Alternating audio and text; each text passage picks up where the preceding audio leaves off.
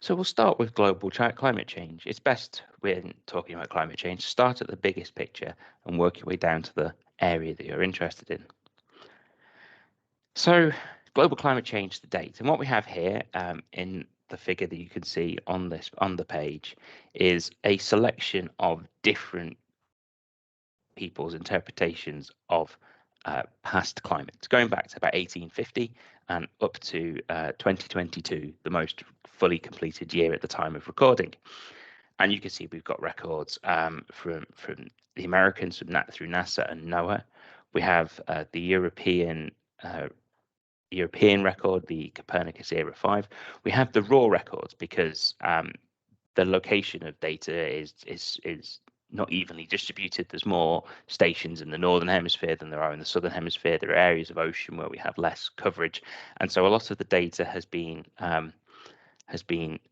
tweaked to allow for the fact that we don't actually have representative global coverage, particularly in the earlier periods of time before the satellite era in particular. That's where you can see that dashed grey line is perhaps more standing out in sort of some periods rather than others. But what you can see if you focus on the solid lines is a very, very sort of similar record. You can see there are differences between the different records, how they've sort of assessed climate through the past. But what we get to is if you really look at the top right-hand corner, is we've had a period in recent years that are just significantly warmer. The last 8 years, 2015 to 2022, are now clearly the 8 warmest years on record, and they're clearly warmer than any year prior to the year 2000. And it's a really very stark grouping of of results there for global temperature. 2022 was, depending on which of these data sets you choose, the 5th or the 6th warmest year on record.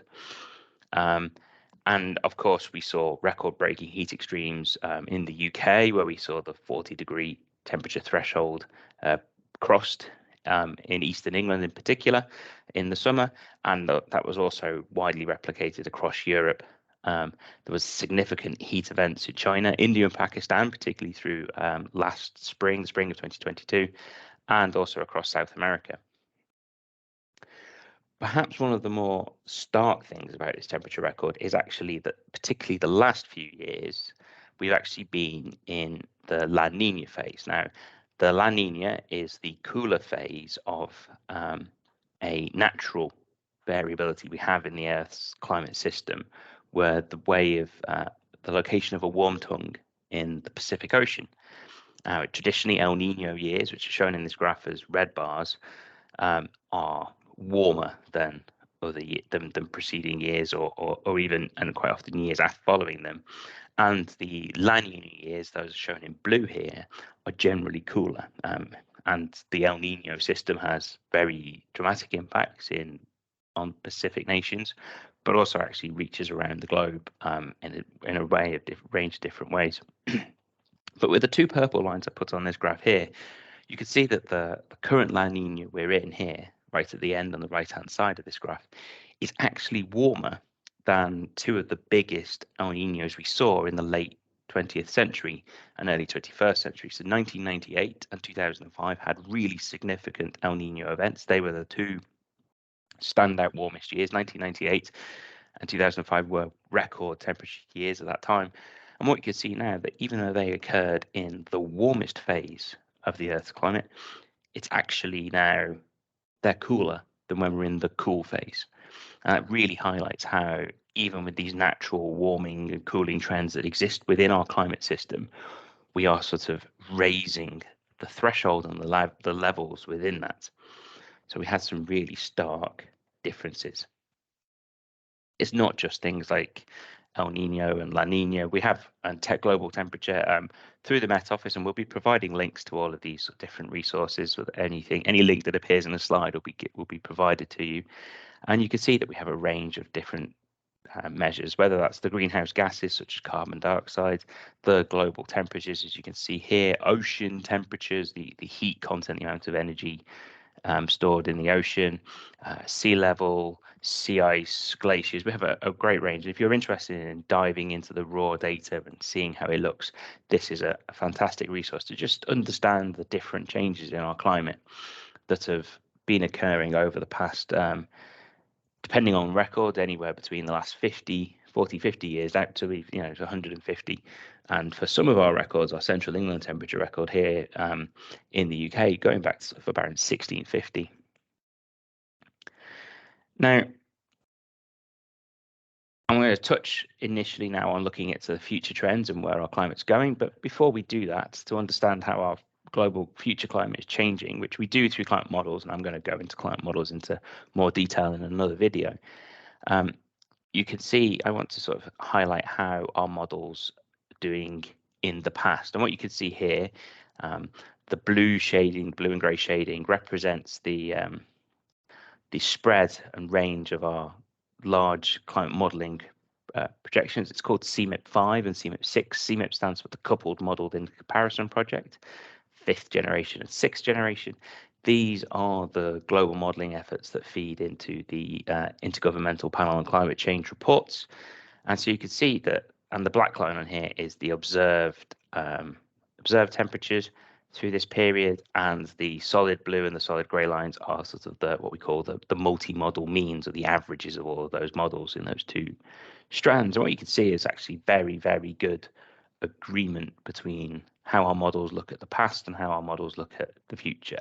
There are times when they're a bit warmer, there are times when they're a bit cooler, but there's a very good agreement. One thing you really can notice, though, in this is that how climate models don't quite capture the amount of sort of the wiggle, the natural variability year on year. Climate model projections are, by the nature of them as they are much smoother. They don't quite capture the year on year changes and range of changes quite as well. But even within that, you can still see that the trends in the models are very solid and representing what's happened in the past. So to look into the future, we have to create scenarios. We don't know what our future greenhouse gas emissions are going to be.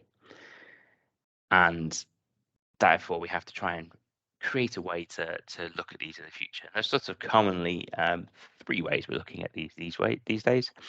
The slightly older ones used in that 5th generation of the CMIP models was the representative concentration pathways, RCPs. These basically are a range of different futures categorized by the amount of energy that the Earth is actually retaining due to greenhouse gases. The radiative forcing is the technical term. So if we have an RCP of 8.5, what that meant was that the Earth was retaining an additional 8.5 watts per meter squared of energy compared to the pre-industrial. And they had time series from 1900 to 2005 for the historical period, and then they projected out to 2100 for the future. They've been updated, and in the most recent CMIP report, we use the shared social and they've been used in the most recent IPCC report.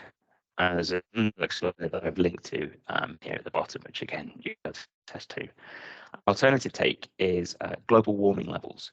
This is where we take a snapshot from our models once they're reached a certain threshold. So we have GWL2, which is the global warming level of 2 degrees, and we basically models global mean temperature of the climate. And look for understanding how our future changes occurred at certain intervals, either sort of the Paris target of 1.5 degrees, 2 degrees, 4 degrees, those sorts of threshold levels. Models. You can also see another acronym that's popped in here, UKCP. That stands for the UK Climate Projections. That's a set of climate projections that I work on, and I'll be touching more on those as I go on through these videos. So where does our future look like? Well, that very much depends on how many greenhouse gases we emit. In the sort of the orange and green lines, the lower SSP scenarios, we have more control over our future emissions, particularly in this SSP 126. And you can see that actually we might expect only 2.6 degrees warming into the future compared to the pre-industrial period. And you see where we were sort of at the change at the turn of the 1900s. And I said compared to an average of the temperature in 1850 to 1900. In the highest emission scenario, where we have very minimal restrictions on our future greenhouse gases, you can see that actually we emit and we have a global warming level of potentially up as high as 7 degrees across the world. So there is quite a range, and obviously there's a range within these depending on the world won't follow a scenario, we will follow the actual reality, and that will fall somewhere and going what the scale and the range.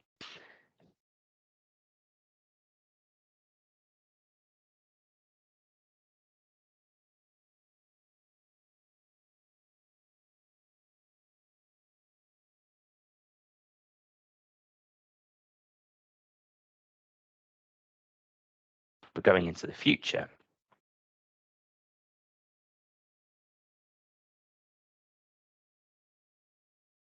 a different video. So